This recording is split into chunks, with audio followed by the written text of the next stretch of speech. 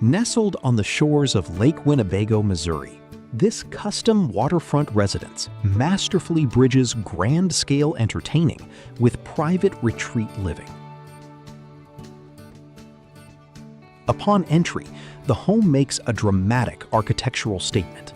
A free-floating, three-story spiral staircase rises toward a glass dome, while a 26-foot barrel wood ceiling draws the eye past a museum-worthy 1,000-bottle wine room.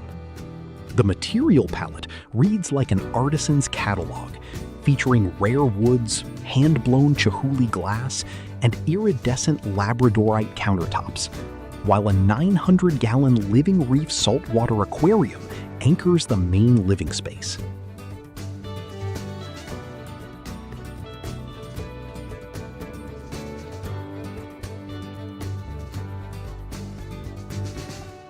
The lifestyle here is defined by seamless transitions.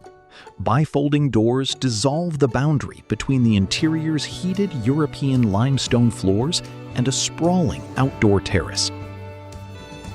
Here, residents can host 22 guests around a custom granite dining table flanked by an infinity-edge pool with a telescoping enclosure for year-round swimming.